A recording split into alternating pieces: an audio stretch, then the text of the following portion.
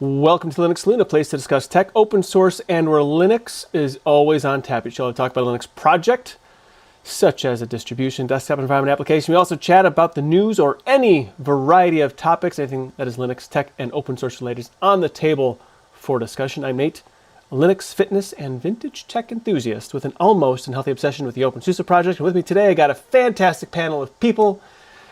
I've got Seeker, Mike, Chilson? Is that right? Got CDL, Ben, Eris, Adam, and Dale of low-tech Linux fame. How is everybody? Doing good. Doing good. All right. Yeah, doing good. Fantastic. Hope everyone had a splendiferous week. If not, Yeah, it was pretty good. maybe Very something, busy. Feel pretty maybe good. something nearby. Yeah, that's good. So, if you have not done so yet, you could do that straw poll. It's about your encryption practices. How much you encrypt on your drive. And also be sure, if you could be so kind as to hit that like button, subscribe if you have not yet, or better yet, you can join the chat here on Discord, provide your voice and face and or avatar, and help me to talk less. That'd be fantastic. So, but first, what have we been doing in Linux and tech? Before we kick this thing off, Dale said he went down this interesting journey into Syncthing. So I'm hoping that Dale can. Hopefully, I didn't have to run away. That'd be really awkward, wouldn't it? But he was talking about using Syncthing, and I'd like to hear more about that. How you've implemented that in your world, and how it's been an improvement. Well, I started out wanting to be able to sync notes, some markdowns between my desktops, my laptop, and my phone. And I was already using Tailscale to get back into my network at home here. So I found it's an unofficial port, I guess I'll just put it that way, an unofficial project of Syncthing called Syncthing-Fork. And that's what I use on the Android phone. They do have a iOS version, but I haven't tested that one yet because I have an iPad, but I just haven't gotten around to using it on there yet. But it was working surprisingly well, and I don't want that to sound like a discouraging thing to them, but I'm on the road of mobile internet, and sometimes that isn't always great. And I found that it does pretty good.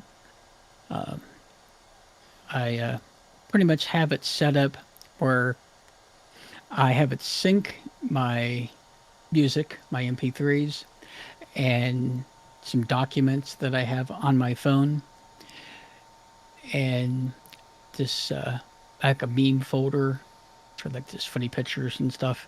And then anytime I save something from any of the Discord chats, Telegram, stuff like that, could be possibly moved into the meme folder. That all syncs back to my NAS, and it's running Syncthing, which it's a resurrected 13-year-old Netgear Ready NAS 4-bay. Okay. How much storage in that?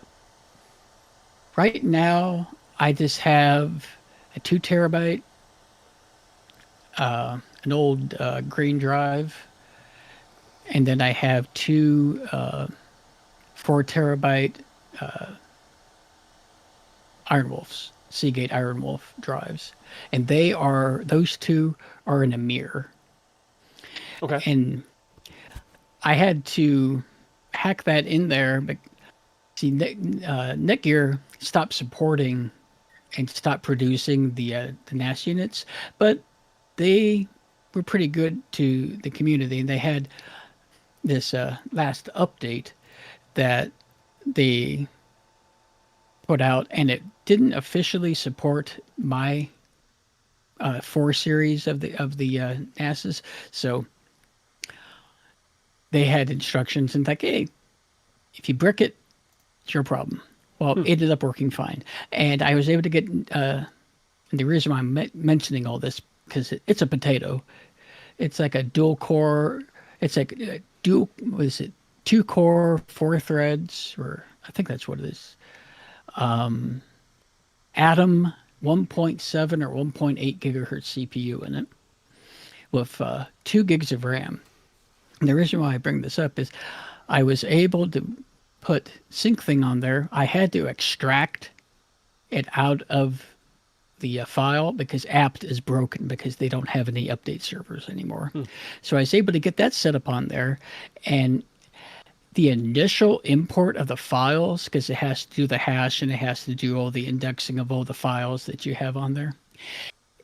It took an hour to do like 35 gigs, where my Ryzen 9 desktop or my Ryzen 5 desktop in my bedroom would only take like 7 minutes, 5 minutes. So, I mean, but once it's all set up, it's not slow. It's just that initial ingurgitating all that raw data. Now it's pretty much, it doesn't take that long per file. Because like I've been testing it. I just moved a file from one folder to another folder. And it's really kind of funny watching the interface. And it goes sync, sync, sync, sync. Because the way I have it set up, what I added was I have a storage server behind me that has another mirror of 4 terabyte Iron Wolves. I need to add more, but that's just what I have for right now. And it's running TrueNAS Scale, so I have Syncthing running in a container through their app store. And so the way it works is the NAS is even though it's not, I'm trying to think of how you'd explain this. There's no central repository. That's how Syncthing works. It's syncing by node. You can create your own pairs, syncing pairs. And the way I have it set up is more of a hub and spoke where everything is on the NAS and then everything syncs to the NAS. Then I have one folder sync per server. So all the computers only talk to the NAS, but when I add something, it will sync those to the TrueNAS Scale. So that has a copy because one copy is none. So I have 2 copies on the 2 sets of drives. And on the computer side, well, like I said, on the ReadyNAS, it's running an old Debian. I think it's using the 4.x kernel. And I was able to manually copy the files into the correct folders because, like I said, app wasn't working, so there was no automatic of anything. So I had to manually do all this and set up the system D and enable that. And on the computers, I just set it up where you do systemctl -- user, I think it is, and then you do the name of the service. So it would be systemctl -- user and space, and then it would be syncthing.service. I think it's in their documentation on their website and how to do it. And I just did that on my laptop, on my desk, on my bedroom, in my home office in here, so that it starts up every time I log in because it's set up as a user service.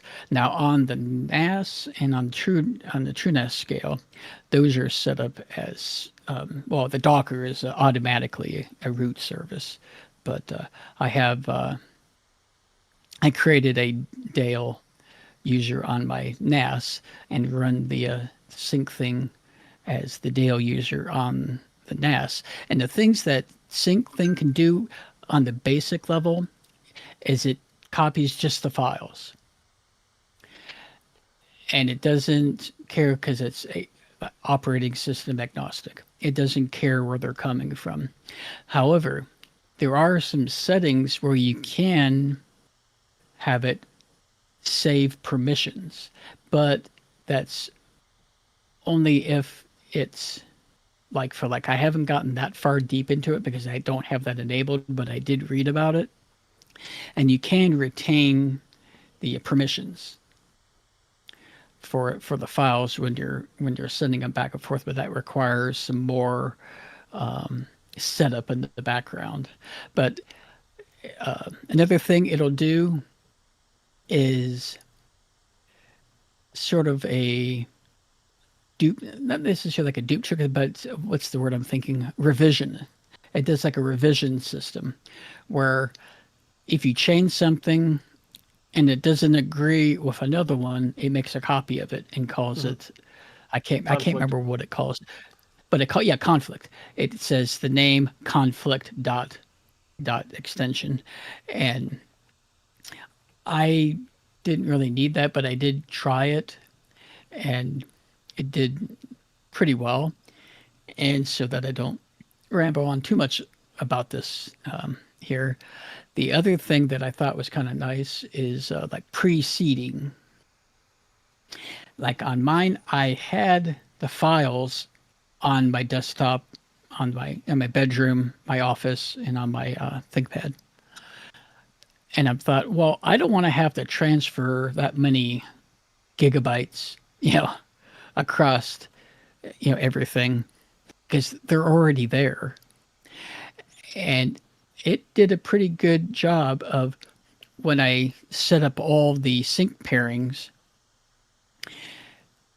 it indexed, and like I said, the initial ingestion of all of the content where it does all the hashing and everything and indexing. But after it does that, then it decides which ones are all correct. And within, 30 seconds to a minute or so, depending on the speed of your computer, because like my Ryzen 9, it's 12 cores, 24 threads. I think my Ryzen 5 in my bedroom, I think it's 6 cores, 12 threads.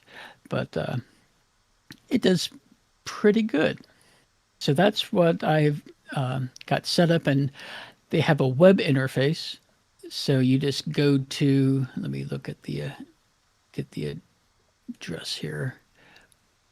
It is your local host :8384. And you can set it up so that on your local computer, you go to that. There's no logging in.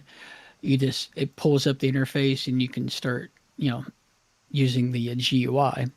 Now, like those are headless behind me. So if I want to access them, you go in and in the documentation, I believe you put zeros, but it's in the documentation there of how you make it remote accessible. Then it's advisable to set a username and password. And then it just prompts you like any other type of web-enabled service. It comes up, you type in your username and a password, and it logs you in. So that's pretty cool. Yeah, I've been using Syncthing now for quite a while, probably close to a decade, I think. So, Oh, wow. yeah, and so I really like it, and I don't do the spoke and hub so much as do kind of a mesh, so that I have multiple computers that at any point in time, if my primary one goes out, I have backups I can just go right to and use because everything's on there. And so that works very well for me. And then, if let's say my server has problems, I got to take it down, then I'm still synchronizing files between machines. But I had a question for you. So the machine that you said was running like a version 4 kernel, Linux kernel. That's my Netgear Ready NAS, yeah. Okay. Could you install like another like a more modern distribution on there? Is that a possibility, or is that something you just don't want to mess with? Well, it's working now, so I'm not sure if I want to do that. What happened was the TLDR, they had to wait until the warrant, because these are enterprise, not enterprise, but these are business class machines. I mean, Sure. they've got a Delta fan in there that can break your finger if you got your finger caught in the grates, and it's Don't stick high your finger where it doesn't quality. belong, I guess. Oh yeah, trust me, I had it when I was in IT 20 years ago. I had a tech when I was working on servers. He said, Hmm. "Keep your fingers out of those fan blades." And I go, "Really?" He takes a number two pencil on a server that's running. He just walks up to it, puts the pencil in the power supply, fan. It doesn't even hesitate. It Hmm. snapped that thing like a twig. And I I'm probably like, wouldn't have done that. okay, I'm gonna keep my fingers away from those Delta fans. But anyways, back to your question about the readiness. Nick here, they did a solid, and they waited for the warranties to run out on the units, because they had like 5-year warranties on them, and mine ran out in 17, and the later models, I think, finally ran out of warranty. I think around 21, 22, somewhere around there. And a lot of people were saying, well, if you're not going to support them anymore, can we at least update these older models that never got an update? Because they still had SMB version 1 and like a 2 point something, 3 point something kernel. And they're like, well, we don't want to, but if somebody in the community wants to take this over here, go. And some very smart people, developers, took it upon themselves to create a updated version for the readiness. And it's not that they probably couldn't do that in the future. It's something completely possible. But what they did was they took the last version of OS 6 for the last models of the Netgear, of the readinesses, and they got it to work on the on my unit, which has the old Atom, because the newer ones had more of the modern mobile CPUs, and that this has one of the, like I said, one of the old Atoms. So I'm happy because it's got SMB v3.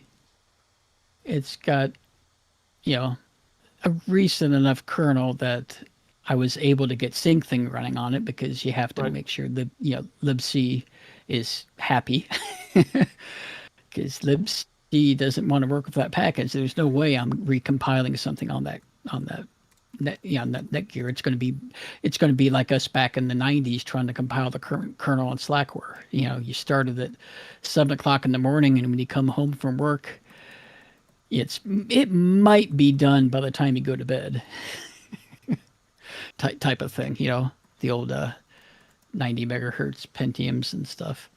But I yeah, mean, I've me been personally, I think it'd be fun to play around with that and see if I could. Well, I mean, I personally would probably install OpenSUSE and yeah. Tumbleweed because that's just what I Oh yeah, do. But of course. I think it seems like that'd be a fun thing to play around with for sure. I But I sounds like a lot of fun to play with that old. I mean, I like the old playing around with the old hardware. To me, it's fun. See if I can make it yeah, do because things it wasn't meant to do. it's right where you see that white. That's where it's a lawn ornament from my childhood. It's a dog. I just kept it. Hmm. Sentimental things. Right. I get it. But underneath that is my parents had a whole menagerie of stuff, underneath our deck. But anyways, the Netgear is below that. I know it's kind of hard to see, How but big? it's back there. About how big is it? Like a server kind of a rack mount size? It's you remember the shuttle cases from back in the day? No. I would say it's, if you put a 3.5-inch drive on its side, Hmm. and then add about another 2 inches on either side. That's about how tall it is. Okay. And then it's deep enough to put a 3.5 inch drive in, plus maybe another 3 or 4 inches in the back. Okay. That's about how big it is. But the last thing I'll say about it is, it originally came with 1 gigabyte of memory, and so I was reading in the forums to figure, to figure this out, to see, it's either going to be e-waste or I'm going to be successful at this. Right. And It's a low some stakes people game. are like, yeah. So it's like, okay. I read through all the stuff that people were saying, and they're like, "Oh yeah, you put a 2 gig stick in there, it's fine." And I'm like, and these are forum posts from 7-8 years ago, and I'm thinking, "Oh yeah, what are the likelihood I'm going to be able to find a DDR2 SODIMM, 2 gig SODIMM?" Would you believe eBay? eBay, Yeah. $34? I was able to buy a 2 gig DDR2 SODIMM. Yeah. So That's where I buy a lot of my old hardwares. If I need something. Although now I got a lot right now. I probably had one actually. but it's been running 24/7 for the past 2 months or so with that memory. And like I Yeah. said, ingesting all of that data that took, an hour per 20-30 gigs. So it took quite a bit of time. But now that it's all said and done, it doesn't take very long for it to process anything. So Do you I'm open up happy. the ports on your various, like, I don't know if you run firewalls on on machines inside of your network, but did you open up the I don't. firewall ports for Syncthing so it doesn't have to I don't bounce? run. I'm either a very bad home admin, but I don't use the firewalls. I've thought about setting them up, but I just haven't done that. I got you. One thing I was going to try to do here is set up some VLANs and just do like sort of like a NAT type of thing with the VLANs, where I can go in but you can't come out, Okay. type of thing. The firewall I'm in. But I haven't. I've messed with that stuff years ago, but I haven't really done much with them now. And now that I have all this unified gear, it's very Time to play. easy to point and click. Yeah. Well, very cool. Well, I'm glad it's going well for you, and yeah, I think Syncthing's great. It's kind of been my go-to. Doesn't scale super well, I find, but I think for my own cluster of machines, I couldn't be happier. Yeah, because I did the same thing when you were talking about you take something down, you still want to have access to your files. That's the other reason why I wanted to have the NAS, and then everything goes on to the TrueNAS scale, because it has Samba, so I can access everything from the computers via Samba, even when I'm on Tailscale, which can be a little slow on mobile data. But yeah, the hub and that's why I'm saying. Last thing I'll say here is the Syncthing is very configurable, because you can do hub and spoke. You can do, like, my phone only does certain folders to the NAS and certain folders to the computers. So it's more, but yeah, it's how you want to do it. It's pretty neat. Well, excellent. Well, thank you for that. Well, we should Well, probably get moving along to the straw poll. So, Eris, I don't know if you are ready to rock and roll with that straw poll or not, but if you have not done the straw poll, there's a few moments left yet that you could can knock that out. About, do you use disk encryption?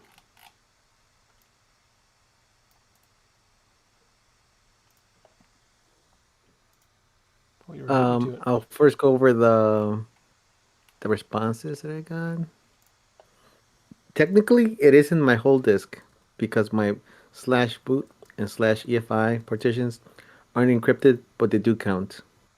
And then they put a winking emoji face, close enough.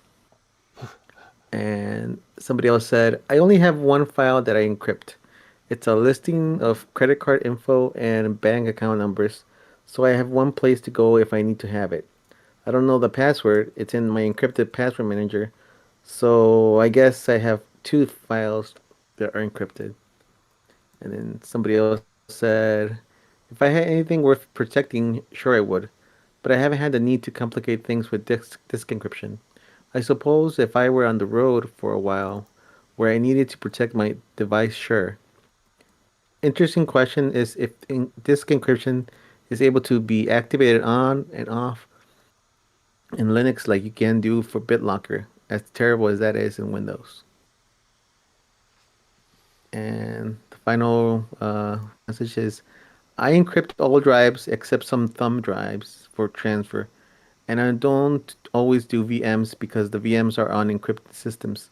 I encrypt all my NAS drives so that if one fails in one run, I don't have to worry about erasing it. I can send it back or to recycling. The only thing I've lost so far was on damaged disks and forgotten passwords. I think I've lost less since I started encryption. Not because of it though, just because I'm smarter now. Yeah, I think maybe it forces you to And be more conscientious, yeah, less cavalier.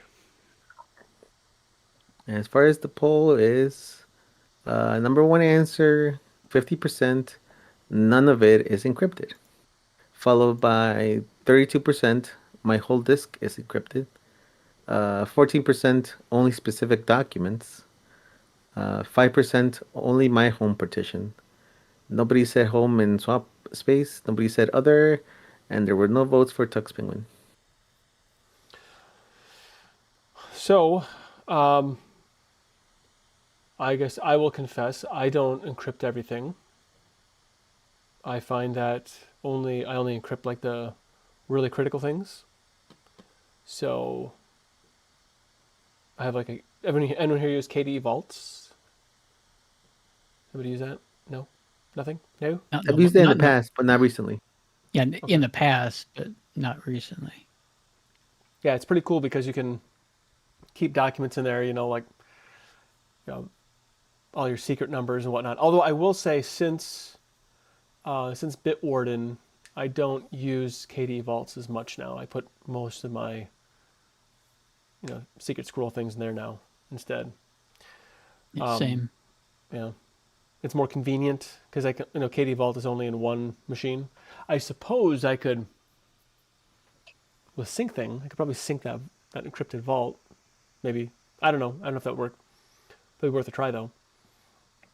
Because like most of it's like family pictures. The documents are just records and whatnot, which are not really that vital. So I don't really. I guess I don't necessarily see the need for it outside of, I wouldn't want someone to have the disk, afterward because it could create, you'd have too much information on me. But unless somebody actually gets a hold of a machine, I don't know that I would necessarily. I guess. I mean, every laptop should probably be encrypted, I suppose. I don't know, what do you think on that, Eris? Probably a laptop is like your number one thing you want encrypted.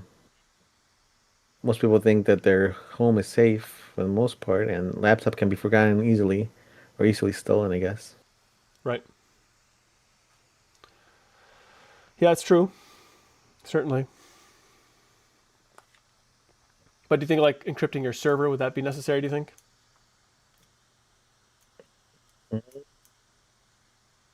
Like, is this your house or is this Yeah. like Well, it's at sitting in my a? basement. See, I don't encrypt that. Would people really steal the server? I don't know. That's I'm that's an thinking interesting no. question. Would somebody go in there and try to steal your server rack? I I don't mean, know. it'd be pretty funny if they tried to, I mean, try and heave it that could thing also out. be like law enforcement comes in for various reasons, whether they be valid or otherwise. No, I do not. I absolutely always implicitly trust all law enforcement. Always. Yeah, as far as like like Adam says for privacy, yeah, you should encrypt everything. I mean, that protects Mhm. you in the long run, but just for thieves, I don't know. I don't know Because like, that would be interesting to them. cause I would say that I think the documents I keep in the little fireproof safe thing, those are probably more precious to me than the data on my computer. You know what I mean? Outside of what's in Bitwarden. And that's like the least valuable thing probably for other people. For the I don't think they're going to steal Right. those things and Well, no, try it's to what. like steal your identity or something like that. You know? Well, it's the the specific documents for assets and people and whatnot. Or Yeah. isn't that cement? That's a little cement fireproof safe thing. That's the thing that I'm probably most concerned about because like everything else is well lesser now, but in a filing cabinet, I mean you could just take those files out if you want to create a profile on me, I suppose. But I guess that would be too much work. I don't know. I just that's kind of how I look at it. But Usually with Yeah, encryption, people are scared that they're not going to get it back. So right, that's why they hesitate. that's my yeah, I concern would too. encrypt any kind of mobile machine and anything, any specific data that I would want to protect even at home. But the whole disk on my desktop, not really, but specific data, sure. I think I'd be My more concerned about. laptops, yeah. But I think more and then of more course concerned like about Windows and Mac enable it by default, so it's like my. why not? Okay. I So I just do think it because the tail scale. Because if they get my laptop and they're able to break my password to log in, they have access to my network. well you can Which, kick the computer off though. That's a whole yeah, beauty of Tailscale. well that too. It just I'd have to use my phone. But yeah, I guess it's just belt and suspenders. Why I do the. I used to only do the home partition, but anymore it's so easy just to do the entire disk. Yeah.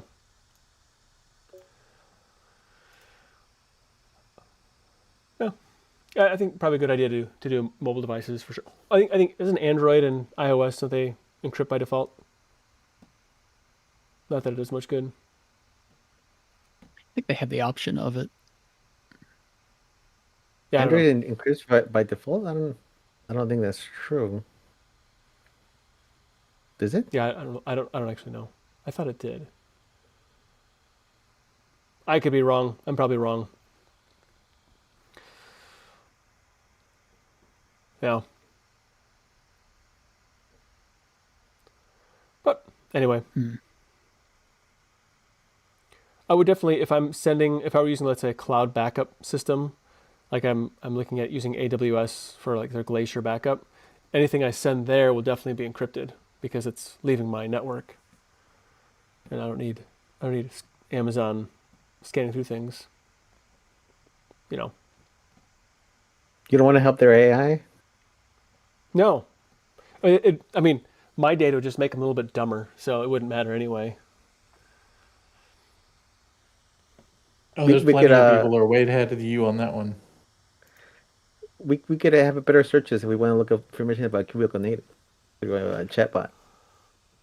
Well, it is funny. I think I'd said this before, but when I was searching for some information on fixing something with Teams, and one of the reference sites that Grok came up with was from cubiclenight.com. I'm like, yeah, that's not helping me because I'd have used that already. But anyway, yeah, good times, great oldies. What about you, Vince? Do you encrypt everything? Are you tinfoil hatter? Just on that, Nate, isn't it nice though that somebody cares about your website, Yeah, it's one one like one Grok AI. does? Isn't that nice? Yeah, one AI bot cares about it. Yep, that's it. I do encrypt some things using. I've got BitLocker on my PC and my data on my laptops, but not the OS partitions. So let me ask this, 'cause I don't know why. Is there a good reason to encrypt the OS as well? I don't know, because I store a lot of my stuff separately. Like, my data is entirely separate to my OS, so I can blow my OS away whenever I need to. Right. Because how would you? I mean, I'm sure at this point it's probably pretty simple, and it's just a matter of whatever your password is for the encryption scheme. I imagine it wouldn't matter. But then let's say let's say your computer someone spilled a glass of milk on your computer and fried the thing, and you didn't back up your drive because you were silly. Could you take your NVMe, plug it into something else, and then decrypt that easily? Well, that is a level of consideration I had not considered. But I mean, I've got a pretty solid. I'm pretty confident with my backups, so it's not really something that I'm too worried about. Yeah, well, my concern is, I think It depends on the encryption scheme. So, for example, is BitLocker. If you signed into Windows with a Microsoft account, which I'm sure he did, that actually will store the BitLocker key in your Microsoft account. So if you were to move that drive to another machine, you can decrypt it with that key. You just do MFA into your account, and you can get that BitLocker key. Same thing with Apple's File Vault. You can unlock those via your iCloud account. Okay. But you can't really remove those from Apple machines anyway, so the moot point. Right. That's gone. So, and there's no chance that Microsoft servers would ever be compromised, so you know you're safe there, right? I mean, they have pretty large business customers, so if it's just me that's compromised, I don't think that's the likely scenario. If it's an entire group of people who are compromised, they're gonna be doing it rough for a bit. Cough, cough, as you are. Cough, cough. Yeah, right. I don't know. I don't trust any of it. I trust nothing. At least don't trust the DNS. Right. DNS is fine. It's solid. What are you talking about? It's always DNS.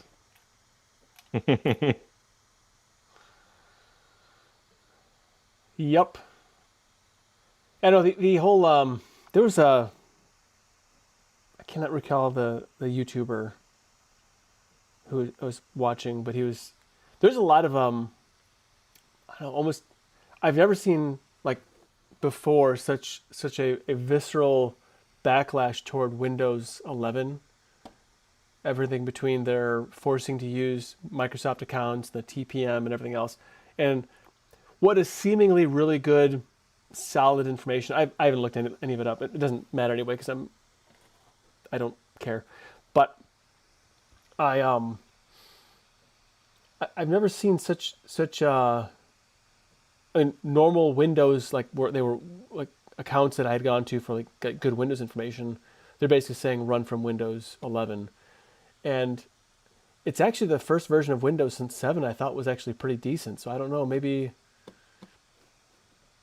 I'm off my rocker. I don't know. Oh well. What can you do? Exactly. Who did that? But it's true. Hey Nate, I actually have a question. Sure. Your website predates the AI boom, right? Like the whole chatbot thing. Yes. Do you have analytics on? Yes. Have you noticed a surge in traffic because of the AI bots? No. No. Okay. Nope. Think not that anybody cares about cubiclenate.com statistics, but for quite a while it's been been like every year it steadily goes up and up and up, essentially, for the most part. And so right now I'm averaging somewhere between 10 and 12,000 views a month or so. I'm sorry, Nate. I haven't been to your website for a bit, but please tell me you have a page count meter on the bottom of your page. I don't. A la GeoCities. I don't. And it would be it would be fun to kind of like refresh the site until like circa 1997, though. I think Yes, please. that would be fun. I will visit your site more often if that happens. Well, that'd be one. Yeah. WordPress is all right. I know a lot of people have some dislike for WordPress, but I like WordPress. It works well for me. Works well. Okay. Well, I guess we should probably move on to containers here because I don't want to talk about keepinglate.com here. So, containers. There are lots of containers, container applications, or however you want to frame that. So everything from Docker containers, or what LXC. We have snaps and Flatpak, and depending on how much self-hosted sort of activities you do, you probably maybe run more containers than others, as opposed to VMs. So I was going to kind of just talk about, like, are there any like really exciting containers that you run on a day-to-day basis? I think I really wanted Adam here for this reason, because I know Adam is kind of like he's probably like the genius of our group here. So can pretty much do everything, builds his own. Our words, not mine. They're my words, yes. So I don't know. You probably have a lot more experience in running server applications and containers and the like. So what would you say, from your perspective, because you've been doing nerdy things like this for a long time. So containers kind of came into, I would say, more prominence probably about 12, 13 years ago, maybe 14, where I think like it was kind of the thing to use. I don't know, I could be way off on the timing. But from like before then to now, I feel like Linux has really changed tremendously as far as how we manage applications. And I think largely for the better. But obviously it makes things a little bit heavier too. So what would you say in your time going from no containers to containers, would you say is like the greatest benefit of why you're glad that we're using containers for a lot more of applications? That's a really big question. We'll just narrow I down would to something say- maybe you think. Well, I guess what I like about them is they're very composable, in that you can sort of declare them outside of. They're not like, so traditionally in like your OS, for example, you'll go through and run various interactive commands and ad hoc things and change this file, change that file, and you really don't have a super easy way to track that. And like things like Nix and others have come along and also solved the same problem. But containers to me were really great because I could do that. Like I could declare things, but as like in an application basis. So like the fact that, only recently have we really dove into OSs as containers, but like being able to run applications as containers was a really big deal to me, because it really solved a lot of those dependency weird thing, like all of the dependency hell you end up in, and having like conflicts and things like that. Really just having those, and especially in my work environment, meant like I didn't have to mess about with having a bunch of virtual environments for Python applications, for example. I could just have a container with that version of Python with those libraries and all of that loaded into the container, and then you just run the workload, right? So I didn't have to manage all these different dependencies and different virtual environments and different things like that. When it came to running web services, it's huge, because you didn't have to worry about like configuring Nginx and Apache for all these different like virtual servers and all this to like route your traffic. You literally just made your web app, and then you published the port through the container and rolled out. Obviously, like scaling was a big deal, like being able to, if you had like load balancers and stuff, the Kubernetes is more of the thing here with like ingress controllers and stuff, but the ability to kind of balance a workload over a bunch of smaller containers, and also like if one crashed, you could have it automatically start up another one, and like having that kind of application level resiliency was pretty awesome. And even just like on the desktop, I like using containers for dev environments. Like if I want to try out something, I just start up a container with the config or whatever I want in it, try out the thing. If it doesn't work, it doesn't pollute my machine. Things Right. like DistroBox, for example, a good example of that. being able to spin up a distro box to try out some packages or try out a different version of something, or without any real concern that it's gonna, like, oh man, I have all these dependent packages now, and having to pull those out of my package manager is a pain, or any number of those things. It solved a lot of those problems that just mixing up everything in your machine in one big like slush was a problem in the past, and now you don't really have that with containers. Yeah. I think so. Depending on the which containers for what purpose, I would say the one that I probably like enjoy the most, like when I say enjoy, I mean for fun, like specifically for fun, is DistroBox because it allows me to play on my machine while having experimenting and whatnot, pulling down testing out an application, or I just want to run something specific in a specific configuration of sorts. So I know this will work better on Debian or on Ubuntu, or I'm going to try this like on Arch. I know that doesn't happen very often, Vince, but I think being able to play with software you're not really sure about, like how it's going to make sure it doesn't mess up the packages on your system, and that to me has been a total game changer, and has probably been one of the more fun things in playing with Linux is DistroBox, because then I can just try these random things out that I find. Obviously, I know it's not totally containerized. There's not really the as many of the safeguards necessarily, unless you do like a separate home directory and do some other things. But at least it allows you to play a little bit more, if that makes any sense. And that to me is fun. I mean, there's tons of caveats and like whataboutisms you can throw at it, but ultimately, like it's a pretty useful technology.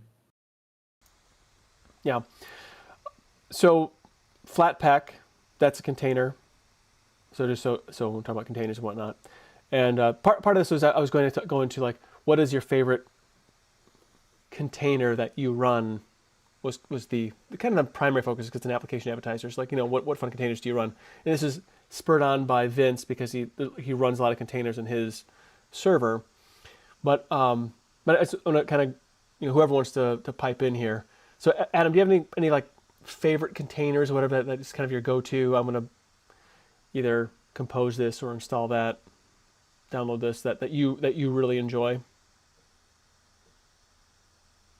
Man, that's good. Is that a tough one? Yeah. I mean, I like the various like media server stuff running as containers, because it's a lot easier to keep those. I find it's easier to keep them up to date because I can just pull the latest image for it rather than having to like manage repo and like all of that. Like that's a big one for me. I actually, so I have a server back at my folks' house in like 900 miles away in Georgia, and on that server I run a Firefox Docker container. So it's using what's that called? It's like a remote desktop thing, whatever. So there's like what is that called? I can't remember, and that's gonna bother me. But anyway, so it's Firefox running. No, it's in. I'll have to look it up. But anyway, it's Firefox running in this like remote desktop thing. So it's a kind of like a desktop environment in a container, but it's only just the application in this case. And so I'm able to use that container remotely over Tailscale because it's just exposed on a local port on the machine, right? And so I Tailscale into the machine like go in the browser to that port, and it opens up like the desktop in the Chasm. That's it, KASM. That's a pretty good one. Yeah, so that running a Firefox, so I'm able to remote into that and have a browser on their network. So things like adjusting their Wi-Fi routers and their smart home stuff like that, I can get to that through their web apps and stuff from remotely, without having to like have necessarily like a subnet router and stuff on their server with Tailscale, right? Right. And so I do enjoy that quite a bit. That is really cool. That's really clever. I never would have thought of that as a solution, but that is very clever. Yeah, because it has access to their network, through like a host networking or whatever. Right. And so It's just it's a headless I little did- container that runs somewhere. yeah, and it's just Can I running a slide a Firefox question real quick? browser. And so yeah. Can I slide in a quick question about that? Absolutely. Thank you, sir. You're too kind. So my only thing with like some of the those types of Docker apps is how do you deal with like competing ports? Like a lot of ports want 443 or and 8080, what kind of thing? How do So you deal with that? the way the ports are done, and so there's two sides to port publishing in Docker. So one side is the container port and one side is the host port. So if the application inside wants port 8080, but you already have something on 8080, you can the Docker application internally wants 8080, so you publish it with that. But the external port can be whatever you want. So the application expects 8080 and it gets 8080, but on the host you actually publish it on say 9393. So you actually access it through 9393 on the host and it routes it to 8080 on the app. So technically, it can't be just anything. Like we can't use like SSH Well- ports. It just has to be within a range of that purpose of those ports, right? Right. I mean Gotcha. any reasonable port, but the point is Yeah. that even if the application wants to run on 443 or 80 or 8080 or whatever it might be, 3000, it wants to run on those, you on the host publish a different port than what the application expects and it routes through. Got it. So the host could be 3001, 3002, that kind of Right. thing. So if you look at a Gotcha. Docker run command, you usually see -p and then you see port:/port. One of them is the host, one of them is the container. Thank you. So it's like a port forwarding into Right. container. So like Yeah. the application might be running on 443. So the container side is 443. So the application knows to talk to 443, but Docker itself then routes it to a host port on say 8080, for example.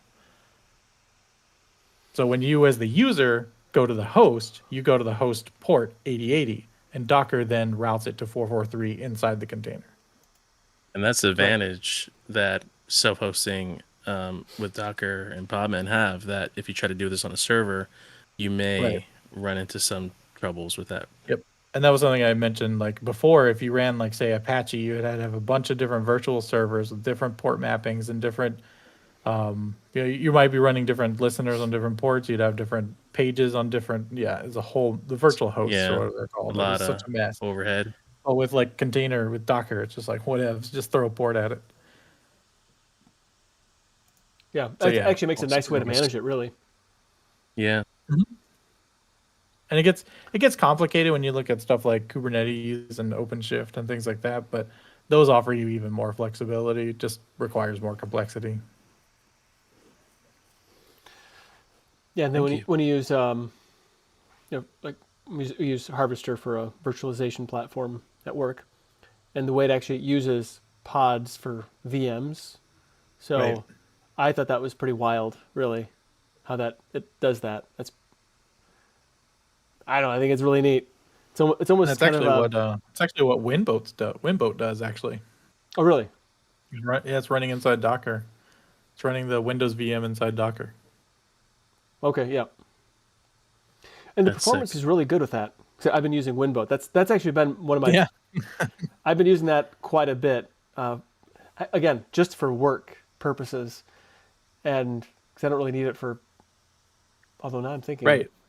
You can have like the Windows Teams client and stuff like that running alongside Yeah. because it's just I running could in do that. Windows VM, right?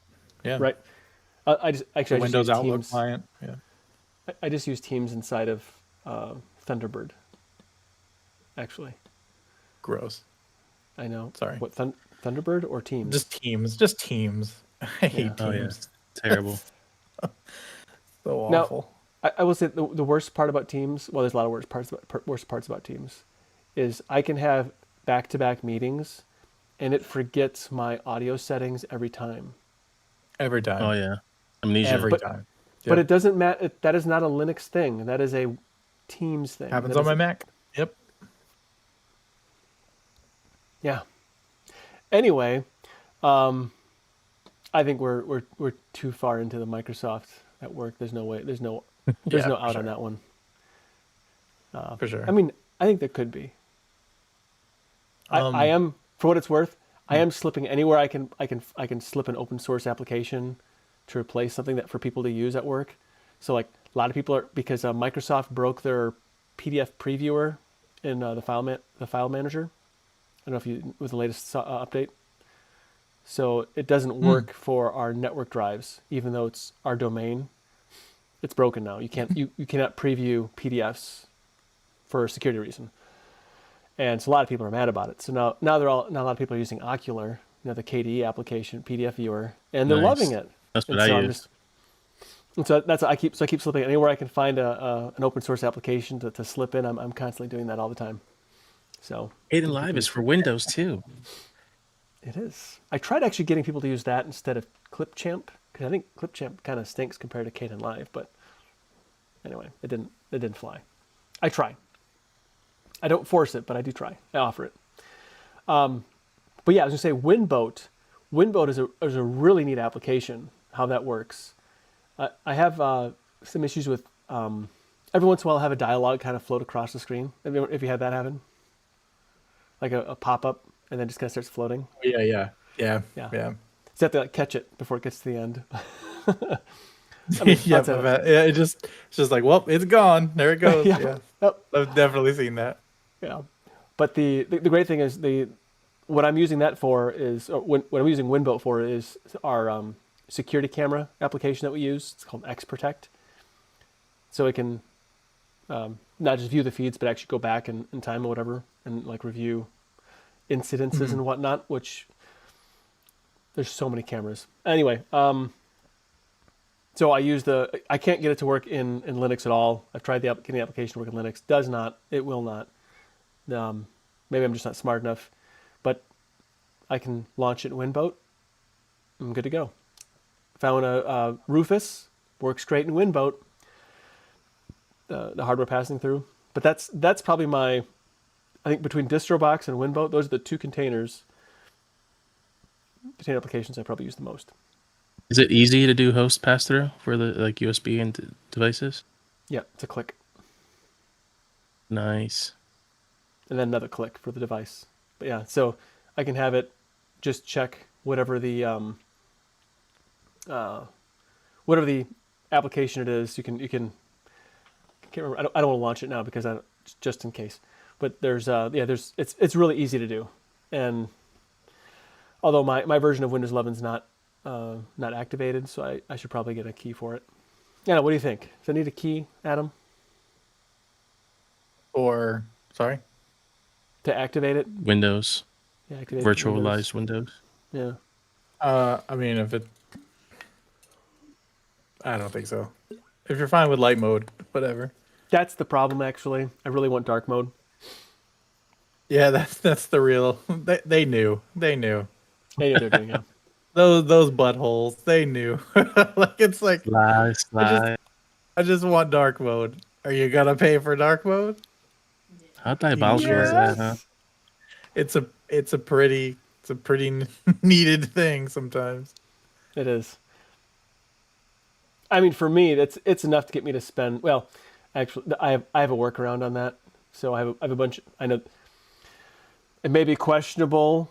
Maybe I shouldn't say this, but you can get the keys off of dead computers and transfer them. It's possible. Oh yeah. So I may have done that. I don't think the viewership of this stream are gonna snitch on you for doing that. Just Probably saying. not, but it is possible. They seem like the type who have already been ahead of you on that one. Yeah, especially Mike. Mike Chilson has definitely done that. He's a thief, so yeah. Yeah, he's a scoundrel. Whatever it was, I didn't do it. The cool crime of robbery. No, a little history on containerization. The first technical containerization on Unix happened in the 1970s when they introduced chroot. So technically, containerization's been around for a long time, for what it's worth. Yeah, I mean, you have to true. squint. You have to squint a little bit, but it technically is containerization. So, anyway, Who here's tried Winboat? It's still kind of in alpha or beta stages. Yeah. What, Jinder, what did you use Winboat for? The hell of it, just because it sounded cool. Oh, okay. No reason whatsoever. I just had to try it. It looked like the newest and latest and greatest. You know what I mean? I didn't want to be the guy left out on it. I Yeah. went through, I can't remember whose instructions I went online through. I watched a video on how to do it, basically, to learn about it. I mean, I've done, a billion different, what do they call it, virtual machines. I don't know if it's really that much better or that much worse. I really don't have anything to say about it other than that. Sorry, guys. No, don't be sorry at all. I was trying to get Fusion 360 to work on I get it like it'll work in Linux for a while, then it'll stop working because there's an update that comes down, then it'll work for a while, then it won't work for a while, then it'll work, then they fix it. It's this like game of cat and mouse, it feels like, or whack-a-mole. I don't know. Either way, that might be worth running on Winboat. Which, by the way, Adam, do you have any problems getting access to the host file system, or do you even try that? I mean, I was able to bring up the Explorer. Yeah, so there's a problem where you couldn't actually access the root file system. There's a workaround for it on the GitHub. I contributed very little to that, but I did at least say yes. Would this some solution works. people call that a feature? Which part? You would. Not being able to access the file system from a Windows app? Yeah, it's probably a good feature, really. Unless you jump through hoops. So because I am using Docker instead of Podman on my laptop, so it seems like Podman is sort of the future. Would you say? I wouldn't say that. No, I think they can coexist. Think so? Mm-hmm. They serve two different markets.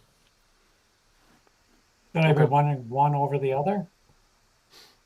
Well, so like Podman would be useful because it has like the rootless stuff, right? Like the containers themselves, and like pods are a first class citizen. But there are various things that having a daemon that Docker comes with enables as well. You have this sort of API entry point into the containers themselves, which, if properly secured, is an advantage, right? Because you have this one way to manage your containers on that host, rather than relying on maybe an init system or some other like layer that you might have to do for orchestration. So things like linking in NVIDIA GPUs is trivial in Docker compared to Podman. It's not to say it's hard in Podman, just that it's more steps. It's more finicky, I guess, in my experience, to enable hardware stuff pass through to containers in Podman versus Docker, because the daemon kind of handles a lot of that for you. Also, Gotcha. There's literally like a decade of tooling built around the existence of a Docker daemon, and so bad start. While Podman stuff is starting to become a thing, there's a lot of stuff that really insists on that daemon being there. Okay.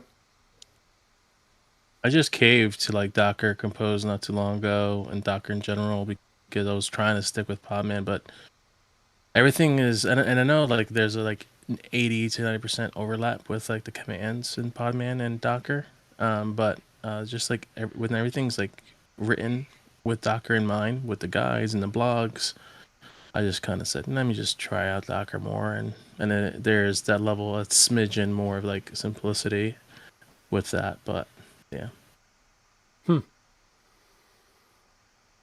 Yeah, actually, I honestly I really thought that that Podman had largely replaced Docker. But what do I know? Obviously, I think enterprise has got it's fastly approaching like an ascension beyond Docker. But in the home lab space, they don't have that strict security posture as they would in an enterprise environment. So I think it's just a little slower, on the home labbing. So at work, we have a pretty sizable OpenShift deployment. And even though it's a Red Hat product, we actually use the Docker backend rather than the Podman backend because we ran into Interesting. ran into a fair few compatibility issues with the Podman backend. We always like go back to look at it, but it still just isn't working right. So Yeah. some of the apps and some of like a lot of the external things linking into OpenShift, just it was just easier for us to work with the Docker backend. And like I said, there's plans to revisit it, but they went with the Docker backend because of compatibility stuff, even though Podman was still an option. So So- I think it depends on the organization. So, Prophetic, you said that the Docker Compose root level vulnerability that you wanted to bring up. Yeah, goes into like again the pros and cons of Docker and Podman, and what some will say is convenience, some will say it's like, hey, it's not as tight security wise. But again, context is like king in these kind of things. But basically, there was like a CVE issued like I think 5 days ago, and is caused by, from what I'm reading, a OCI artifact. And what it allowed is for people to drop in files into file paths that were like cached away or some part of some temp file system that has visibility to host level file paths.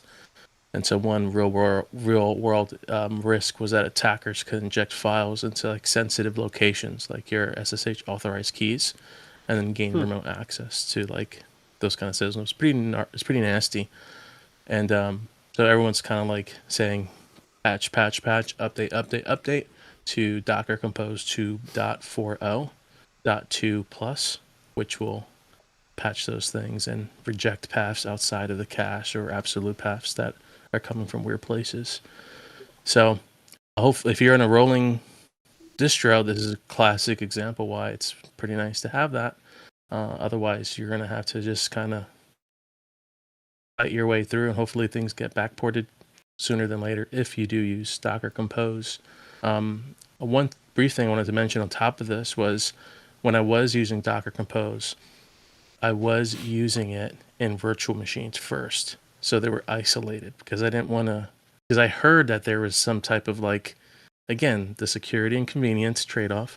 I heard that Docker and Docker Compose can lead to things like this. So I was grateful that even though I was using Docker Compose, I was testing things out in a isolated VM. So that gave me some peace of mind that it was never truly on my host. Although there was some overhead that for every test I did, I had like a VM I'm doing stuff with. But it goes to show you that these things can happen. I mean, I think it's probably good to play in a VM first anyway. I mean, I think like that. Yeah, exactly. It's nice to have the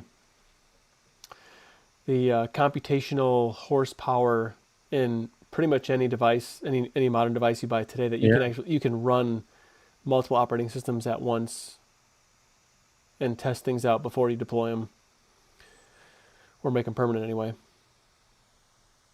Yeah, Yeah. You know, one other small thing that I ran across when I started developing snaps or creating snaps is you cannot have Docker installed on the same machine with Snapcraft. Really? You have to literally remove. Yeah, so I actually have to I have a virtual machine that I Oh, create wow. my snaps in. So, Wow, That surprises me. that's pretty wild. Yeah. yep. Do you know why? It's Like actually what in the the conflict document. was? No, I don't. It just says in the documentation. It even tells you the first time you try and run it that if Docker's installed, you need to remove it. Can you run Podman So, alongside it? never tried. I'll try and let you know. Sure, there was some disaster story behind that documentation. Yeah, I'm sure. So the way I solve that is I just set up a virtual and build my snaps on that. So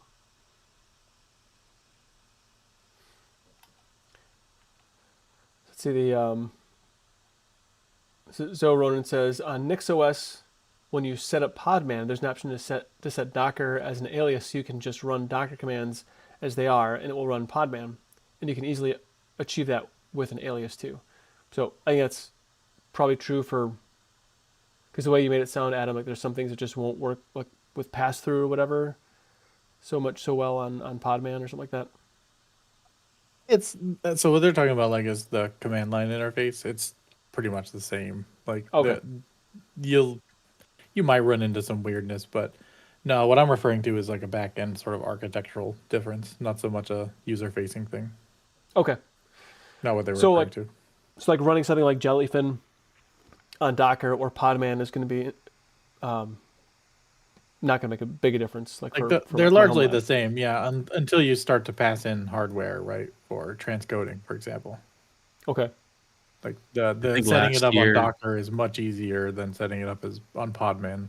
At least in my experience. Things might have changed, but it's also like it's not necessarily that it's difficult per se, right? It's just that it is more effort to get it working in Podman than in Docker. And Okay. I don't wish it was that way. It just is that way because, like I said, we have like a decade of Docker versus, Podman's only become relevant in the last maybe 4 or 5 years at Okay. most. Yeah. Well, I think just for one-offs is pretty. Like one-off like But- Jellyfin, I think is going to be fine. But like, yeah, once you get complicated or once you get a little more, when you start tweaking under the hood more, that's where that Podman can potentially get you. Okay.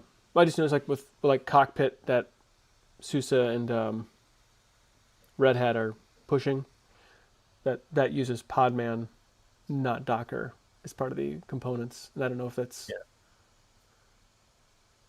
actual or if it actually is Docker or actually is Podman, I should say. Yeah, I don't know.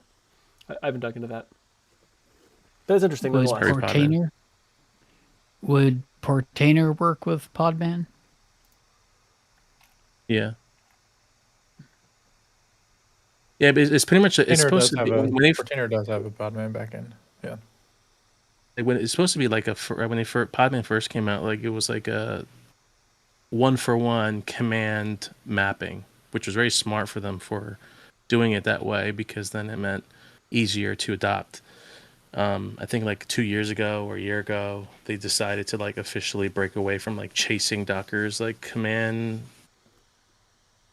whatever you were going to call how they graphed up all their commands.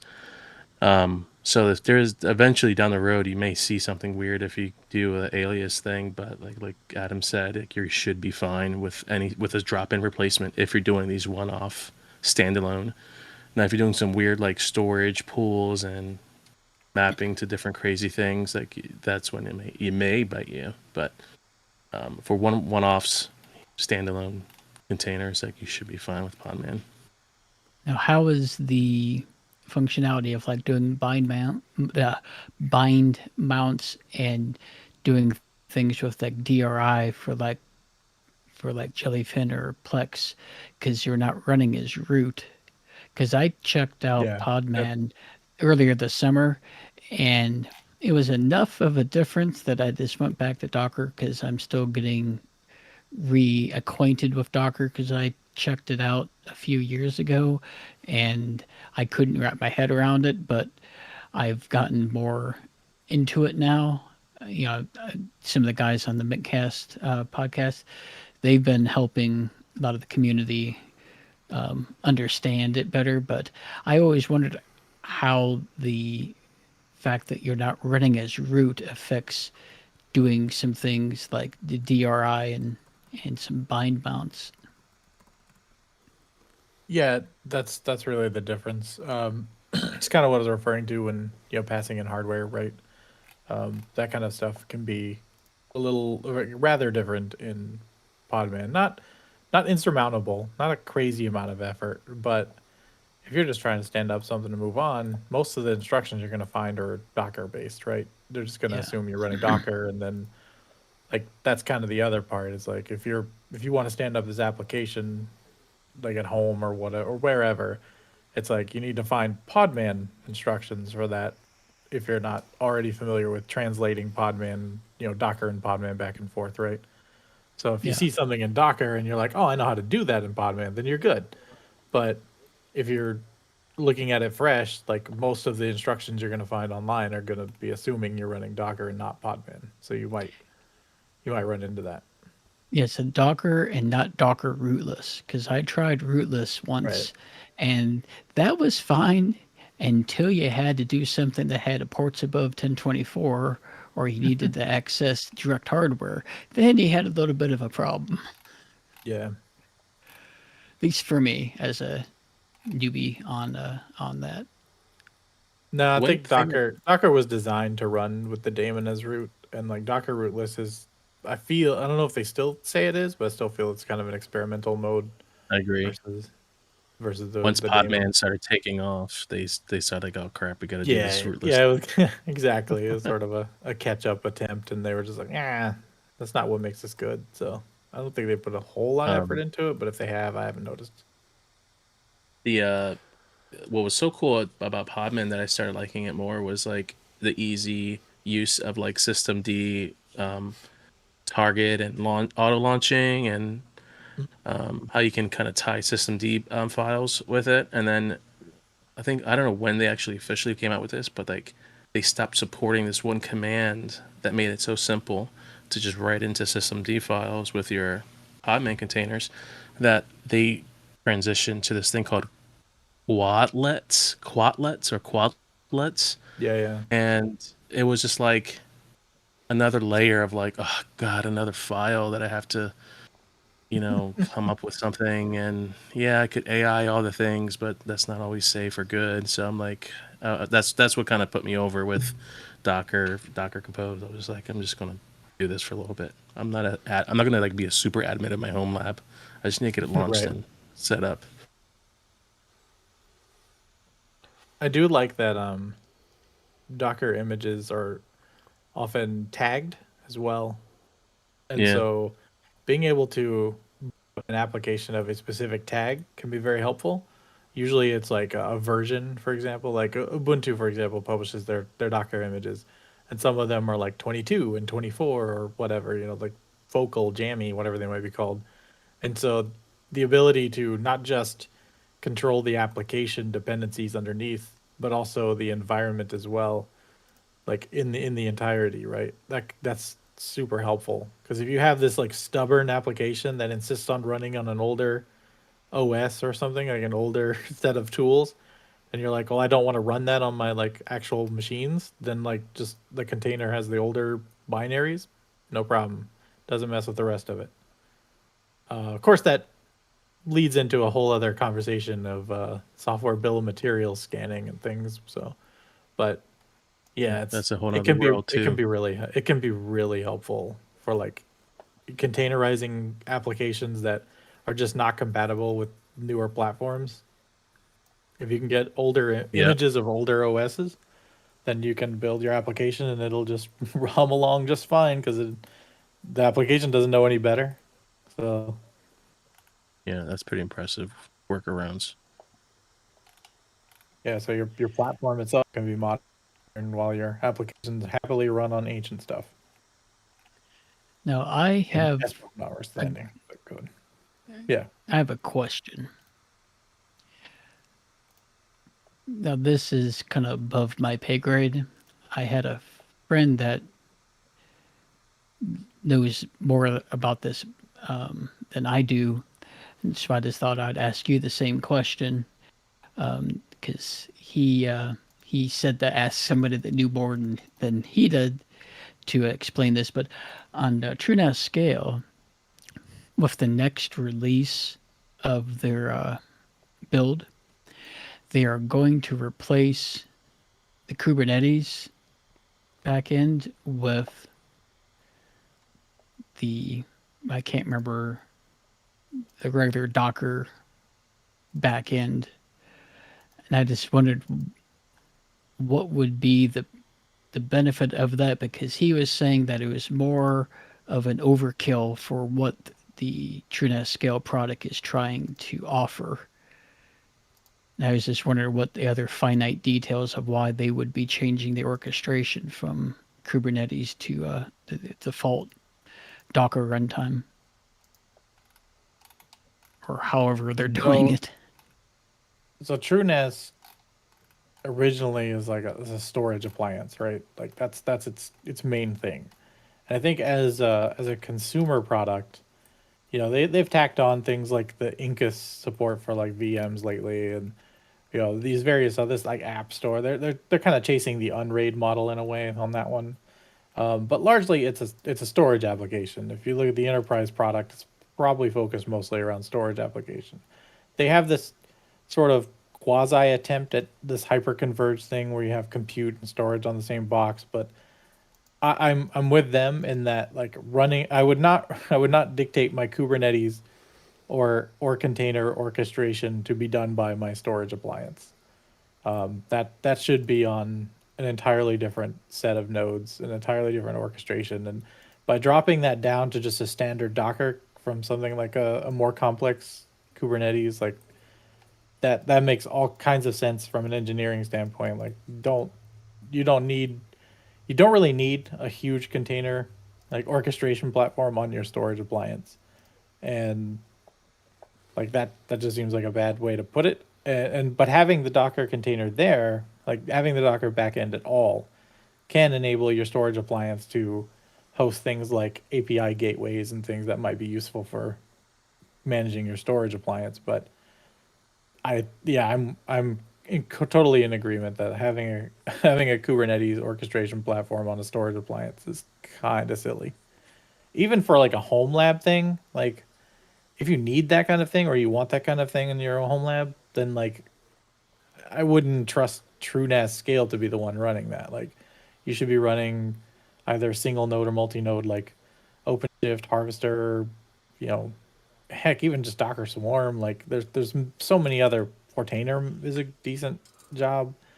Yeah, I think that's about like managing engineering resources at TrueNAS for themselves, right? Or IX systems or whatever, whoever's doing it these days.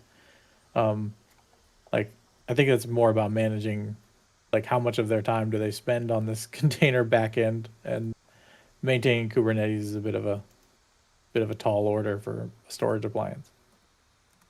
Okay. Yeah, because I listened to Howard. I don't know what's wrong. I think I've been. This is my third stream I've been on, so my mouth is not wanting to cooperate with me now. But I listened to a Hybrid Cloud Show.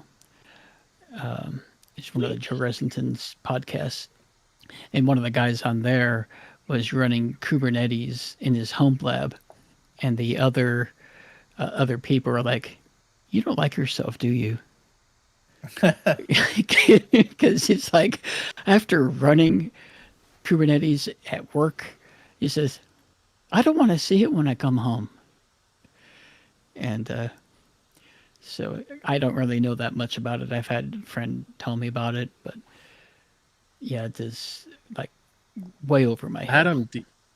Adam, do you see people moving away from Kubernetes? Because I thought Yeah. I'm reading some stuff. Okay, because people are just like starting to walk away from the over complexity of Kubernetes, and they're trying to find like the new thing now to I mean, simplify it. So it's kind of funny how the pendulum swings.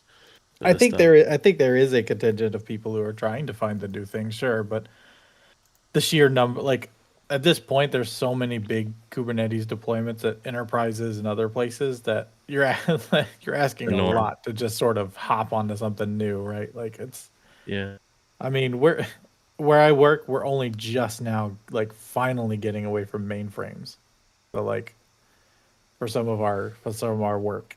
So like yeah, if an organization has a sizable Kubernetes deployment, they're not just gonna like, well, there's this new thing, off we go. Like, it's gonna be around for a minute. So I don't think they're jumping off of it any more than they're jumping off of anything else. Well, that's kind of funny. So yeah, I'm just kind of getting started with Kubernetes, and other people are trying to jump. Well, what would be the replacement for Kubernetes? I don't know. That's I the don't know. thing. It's so new. I forget like I'll pull up a link of what it's on I read recently, but it is meant to simplify things. But then it goes back to like eventually feature creep will come in, and then that new thing will Yeah. be complex. So it's like the pendulum will swing. So I won't be surprised if it's just some type of like a private equity company startup thing that they're trying to push. But Yeah. But also, like, I will point out a good example of why I don't think Kubernetes is going anywhere anytime soon, and that is because Broadcom is, ran by Satan, and they are a horrible company, and everyone's jumping off of VMware. And where are they going to land? They're going to land in Yeah. Nutanix, maybe? They might land, but a lot of people are landing in Kubernetes-based virtualization deployments. And boxes, that's where they're gonna land. GNOME boxes. Yeah. Yeah, let me tell you. But like, so like robustness. I definitely think, like our organization's looking to get off VMware and move over to OpenShift Vert, So like a lot of places are doing that. And a lot of places are kind of evaluating like, well, is the training and complexity that we need to move over to these worth it? And then when they see the Broadcom bill that's 30 to 40% higher than it was last year, they're like, yeah, might be worth it. So, yeah, like I think that's been a big draw for Kubernetes and these things is that they are an out from the horribleness that is Broadcom owned VMware. So I would argue more people are moving to Kubernetes. And I also want to address that whole thing of like these people are moving away. I blame wholeheartedly the JavaScript community for every other week coming out with something new that we all have to suddenly jump to. Like they started that culture of that, and I think it's awful. Shame on you, JavaScript community. Shame on you. No, it's their own cross to bear. It's really funny. I don't actually even know. Like, what is there something specific that you're thinking of that that the JavaScript community has done that you're thinking of? It's kind of a joke. Like if you every week there's some new JavaScript framework that like it attempts to solve the problems that like all of the others have, but then introduces its own problem. It's a really funny thing. I actually Yeah. have a video I Yeah. can link to you later that like lampoons it. That'd be But great. it's hilarious. But yeah, it's just something funny that Isn't the that with JavaScript everything? world is. Right? I mean, to an extent, but there's something special about the way the Java's like the web development world has like new Oh, framework yeah. every morning someone wakes up and they're like new framework. You have that It's one. just Yeah, really that one funny. web dev that's like the evangelist that's trying to push it on everybody. Yeah, and they all have the silliest names, but yeah. So many areas of technology, I can't keep track of any of them. All right. Yeah, it's okay that you're like that, Nate. Don't be like me. Okay. I'm a cautionary tale. Put it that way. Well, before we hop off containers, is there anybody who, like, I don't know if like Dale or Eris, Seeker, Vince, I don't know if anyone would chime in anything on containers, maybe something fun or exciting. I that they haven't do? messed with containers much at all, truth be told. Well, that's fine. We run Flatpak, I'm sure, right? That's a container. Oh, flat packs of containers. My bad. Yes, I have played around with those, but for only various things, like including them in my distros, but that's about it. Yeah. Flatpak's the only containers I use. Okay. I know Vince has a whole laundry list of containers he uses. Yep. Sorry, Laundry I'm list. slurping some noodles, which is why I've been quiet. Okay, no, that's fine. Slurp away. All right. Well, yeah. So I guess I want to sum up. Containers are fun, in a variety of ways. So, go learn something new. Have some fun with yet another aspect of the Linux world that you can go and explore. I mean, you could have a container saloon. There's enough to go by, but probably. Anyway. All right, we'll go ahead and move on to the housekeeping here because we're at the 1 minute 30, and I want to add something to the housekeeping this week. So I noticed we get a lot of comments that I haven't really addressed in the like I'm not very good at responding to comments on so we'll get to that a little bit later. But anyway, so next week is an open mic night, and if you have any suggestions for these Linux Lunars here, feel free to send them to suggestions the suggestions to on the Discord here, on the Telegram. If you want like application ideas, poll ideas, distribution ideas, anything you got, whatever suggestion it may be, fire away. Also, you can check out the Linux Saloon calendar. It's a Google calendar. Yeah, maybe I should run that in a container somewhere, but I haven't, so you can check that out as well. If so to get some feedback here. So on the Linux Saloon 178 news flight night, Scrub Ghost, he said, in my current job, when I was pushing stuff uphill, I put XP on a retired NetWare server. The only thing I could get running was an internal MB product I could not identify. I got everything else running, including RAID, video, and all other hardware running using Windows Server 2003 driver magic. I always thought that XP Pro was available long before 2001. No, I think it was 2001. That was in reference to the comments about last week when we had we're celebrating the 24th, the Windows XP being 24 years old. So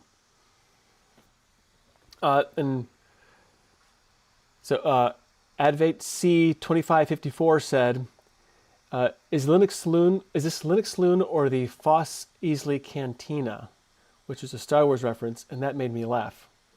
So, do you get it? Foss Easley, Moise Easley? No, nothing. Not even a chuckle from anybody. Pronounced No. Isley, by the way. I immediately had that theme song playing in my head. Dun, dun, dun, dun, Waka dun, dun, waka. dun, dun, dun. Yep. Yep. All right.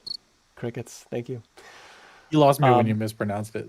Oh, I'm sorry. Foss Isley. I'm sorry. I messed that up. Well, I'm a terrible presenter. So, and on Linux Saloon 172, the backup or NAS application, comments, apparently I didn't save the who wrote it. It says, I agree with the final comments. The future is immutable. Atomic systems. Everything else is prone to break, and that's old history. Maybe that was Adam that said that. I don't think everything's immutable. No. But probably a lot of it is. And then You got me, detective. Looks like I'm going to liar's jail. then Linux Saloon 165 was another open mic night. I think Johan B. .0 said, never been much of a hopper, running Debian 13 XFC since it came out. Run smooth and no issues so far after fixing the 2 hours ahead of time for Amsterdam, Europe, for not being synchronized. Not everybody loves gaming. I, for one, don't like it at all. I think it's boring. I never watch gaming streams. I used to when I first switched to Linux, but not anymore. That was a comment on Linux Saloon 165 open mic night. And then a comment on the Linux Saloon 166, the Debian 13 Trixie. So I think it's Ancaster Haney 3315. Maybe it's a bot saying this. I don't know. It says Microsoft would like to make a little bit of money from home users. Usually this is by Office 365 subscriptions or lately by ads. The real reason Microsoft does not really care about Windows licensing for personal use is the enterprise. Keeping Windows the default OS for business and education is their highest priority. They make big bucks on Active Directory and other client licensing. So long as their product stack is easiest to use, they make money from business users as a shift from the permanent license to cloud subscription based. Yeah, I'm kind of worried about the get rid of Active Directory. Does anybody think that they'll do that? No? Do we care? No. No, I doubt it. Yeah. I like having the. I don't. It's actually one of the few products they make that I think is actually pretty great. Yeah, I think so too. The granularity that you can assign to things is really pretty cool. The security groups and everything else. But I wonder if they'll make it all cloud-based at some point in time. Nothing local. So and also from that's Linux. Entrays, right? Yeah, I guess it is, isn't it? An Intune. That's another Used one. to be called Azure AD. Yeah. Yeah.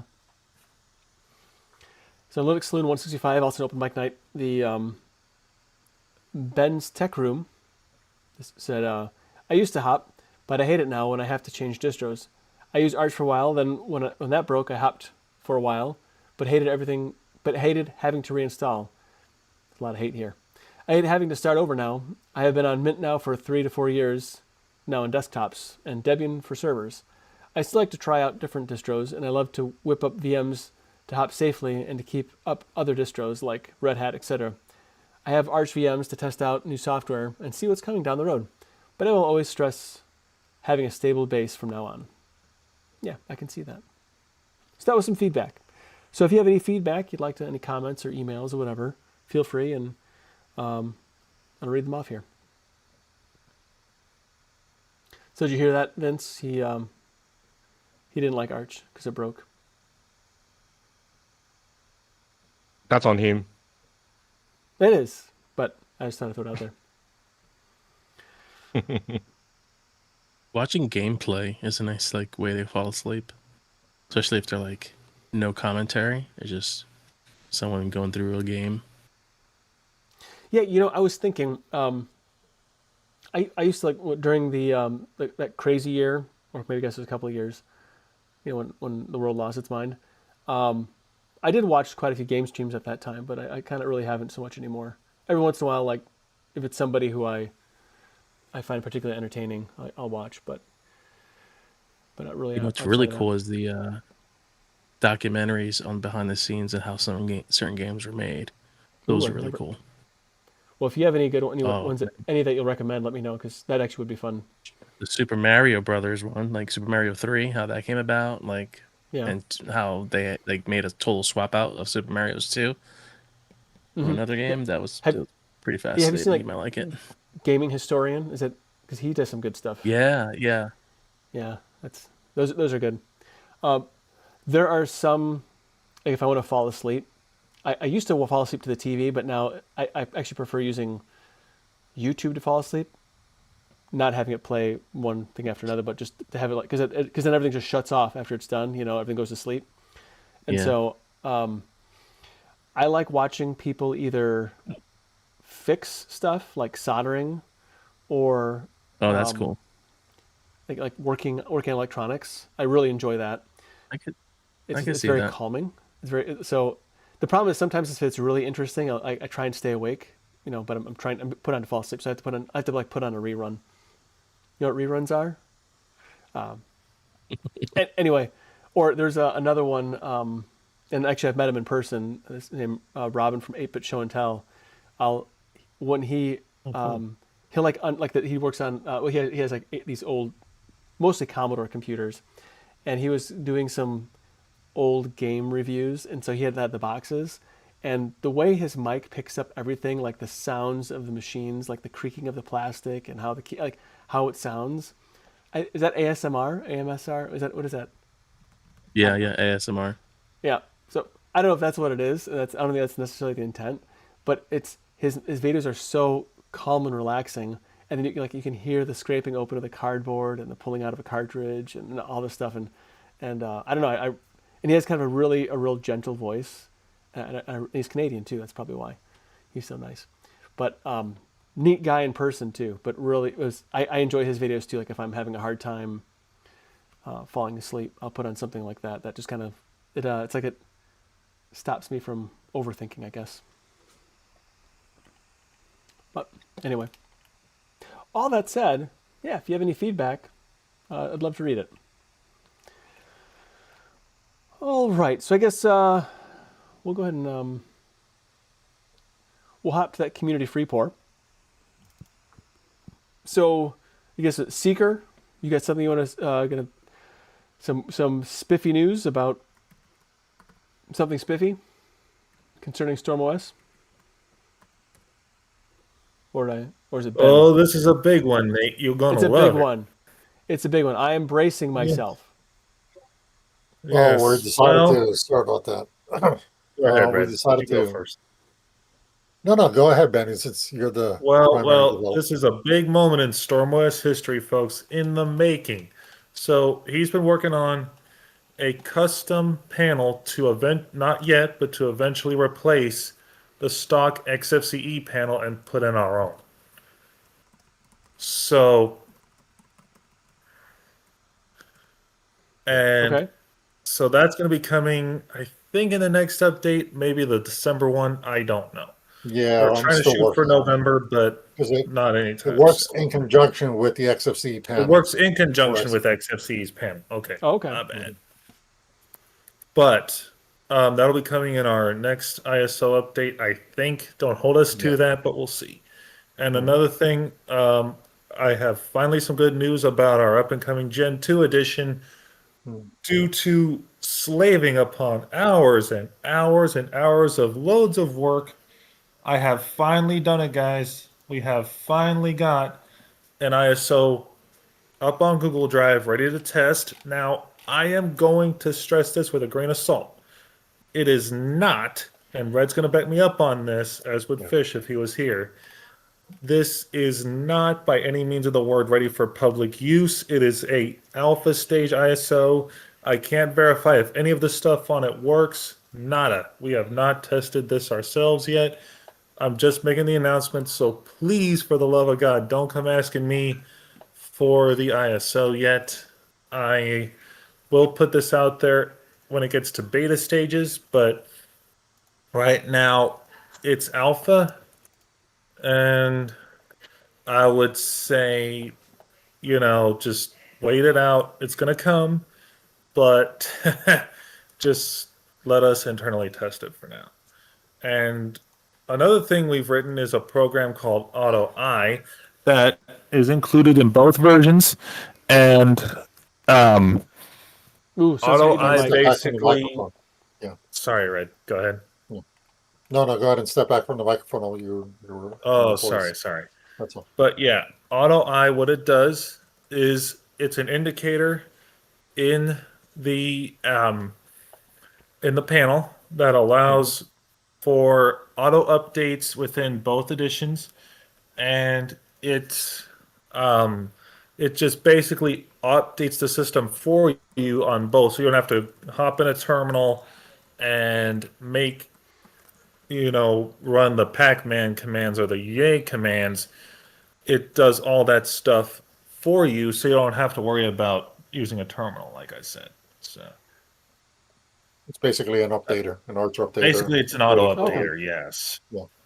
So Yeah. how does it's it? Pretty cool. Does it do anything to solve, like, sometimes we have like dependencies and whatnot, or not dependencies, but yes, like, it does. I believe. Yes. If it'll give you an error, but then at that point, then you can check the logs, and then you can go in and find out what happened.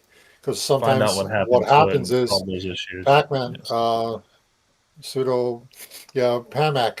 PAMAC unfortunately updates almost at the same time. I have to change the settings, so I'm probably going to put an additional minute or minute less, so it doesn't Yeah. interfere with it. That's usually the problem I've seen, but it usually works about 95% of the time. Yeah, it Okay. works most 90%. Yeah. Yeah. So yeah, that's just an update we're gonna bring to you guys' attention. So yeah, and like I said, after the show we are gonna be going on a separate call to test the Storm G version Yeah. and also these other things, just to ensure that they're all squared, whatever. So, cool. Well, it sounds like you guys are Yes. having a lot of fun. oh, it's Yeah, a we're boatload trying. of fun, yeah. Mhm. And yeah, we're going to be testing these very soon, and hopefully next week we will have a more of an update to Storm G, and we'll take it from there. Yeah, currently right now the most updated ISO for StormOS is on SourceForge right now, and I SourceForge. believe, yeah, it's the most updated right now with all its latest programs and packages and so on. Fantastic. Well, neat. Thank you, Nate. And then you said, so the ISO you're putting out there that's beta, you don't want people to test it out necessarily. For Storm G. Yeah. What Sorry, what? Ben was saying. What about Storm G? Sorry. So you don't want people to test it out. You're releasing it for beta testers, but Well, they is that- can. They can if they want to. I would release it, Ben. Let them test it. I mean, just give Oh, what fair the heck? warning. I'll get the link. Do Hold not on a put it on second. full metal. Yeah, if you guys want to test this, I would do it in a VM, a virtual machine. Just don't do it on full blown hardware yet because Still alpha, Well. very alpha. it's still an alpha version. Yes. Gotcha. But Okay. I'll link it regardless. Now, if you guys do put this on hardware, it may work, it may not, but I don't know. Ultimately, though, it's Arch underneath, so it's not like a. No. This what I just linked is the Gen 2 version. Oh, the Gen 2. I'm sorry. Okay, I got it.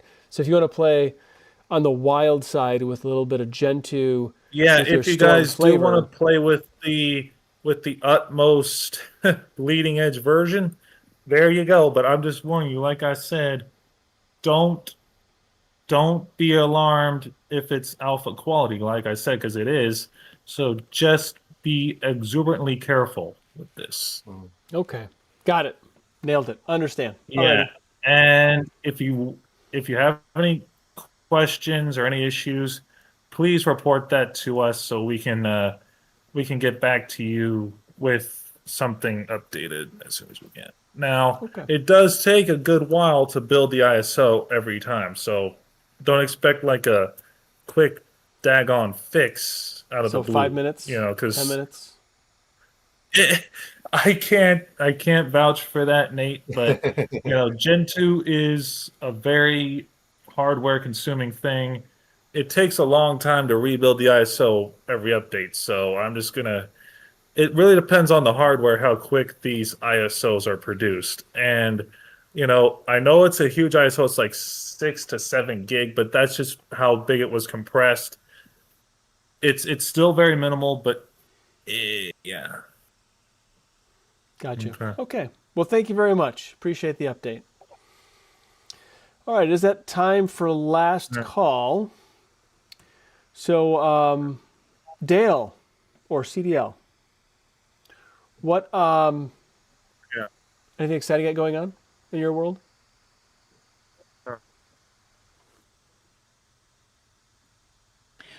Well, I rebooted and restarted Distro Hopper's Digest Okay. after let's see, that'd be June, July, August, September, October. So after about a year and 4 months Okay. of a hiatus, and we just recorded an episode earlier today. I still have to edit it, and I'm also going to refresh the bumper music and the intro music and stuff. So I have quite a bit to do with it yet, but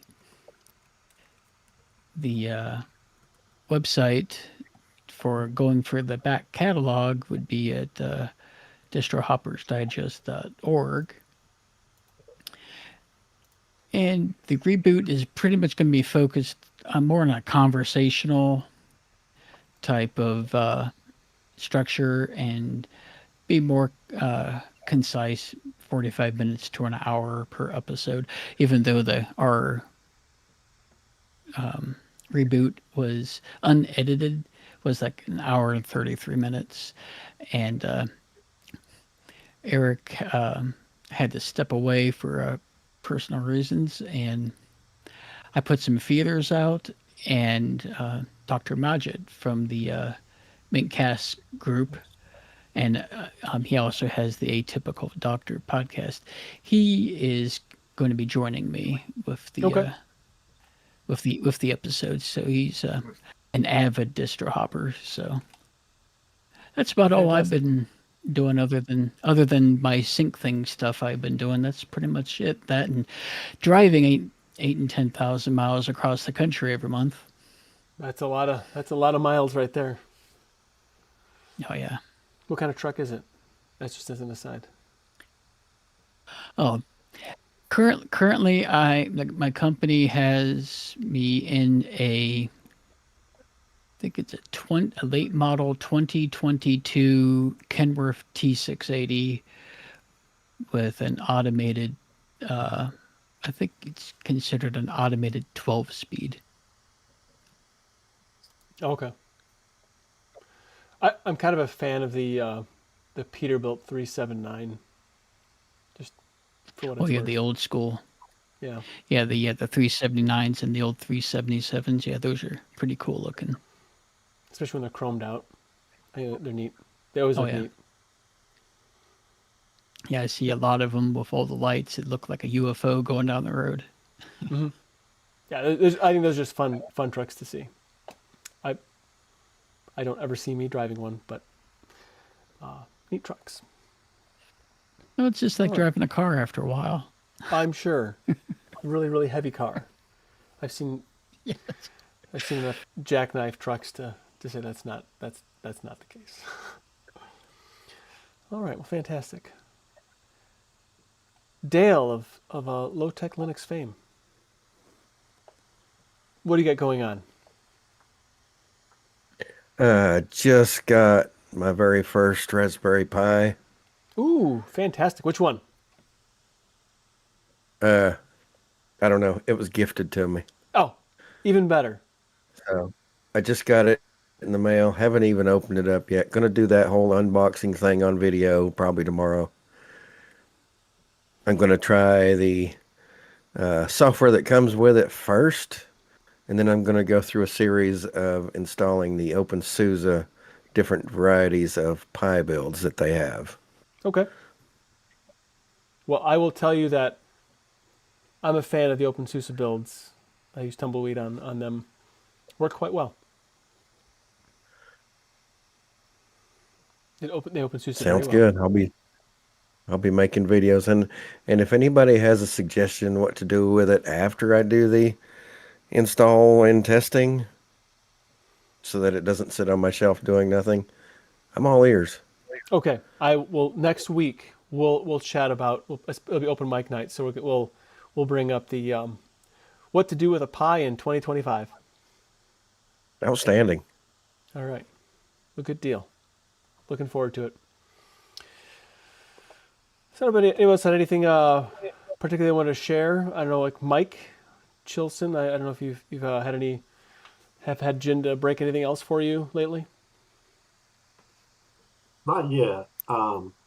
This week though, I did switch from KD Connect to Local Send, and I was having some problems with KD Connect. Just I don't know, just sometimes it would just disconnect for no reason. And so I just started searching around for other, phone to desktop to whatever sharing apps, and read a lot of good stuff about Local Send. It seems to work fine and it's very stable, does exactly what I need. So there you have it. Yep, Local Send's great.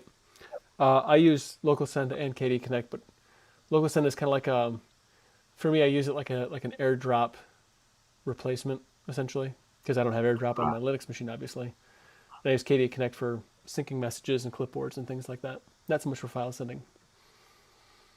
Well, you can do clipboards with Local Send now. Oh yeah, That's a feature. yeah. So also it's like a transactional interaction. It's not something you have to, you don't have to. Right. It's like a one-time transaction. I had to send some keys back and forth between some devices for setting them up, and I don't want to type it, so I use Local Send to send the keys to the Right. over. Yep. So it's pretty. It works it's pretty- well. Anybody else anything you wanted to pipe in and say on this last call before we close her out? Vince or Prophetic, Adam? I've just been Just deep have fun diving with into learning. Emacs. Yeah. Emacs, you said? More Emacs? I think we And should that have too, yeah. we Yeah, should have Emacs, so yeah. now that we're using Discord, we could actually do like an Emacs demonstration sometime. Yeah, actually that'd be fun. Can we? I would talk to you about it after the fact. If that's okay. Sure. Yeah. I have a better idea. Okay. How about a Vim? A Vim No, I'm in favor of that too. demonstration, even better than Emacs. So I don't know if Richard Stallman will How? agree. Okay, we can have that. We can have that conversation after. We can have that conversation. All right, I have a website called cubicle8.com. I publish things, and sometimes I do videos. So I did release a video on a thing I made quite a while ago, but finally finished it. So anyway, you can check that out, cubicle8.com. So Linux Saloon is part of the Tux Digital Network, so check out more great shows at tuxdigital.com. I want to thank you all for your support, however you do it, being a part of this conversation, and both the Discord meeting and the YouTube stream, as well as everyone for watching the show after the fact. I want to thank everyone involved in making the Linux and open source tools possible for us to not only have this conversation, but also to have fun and enjoy our technology. Linux truly puts personal back into personal computer. Thank you for stopping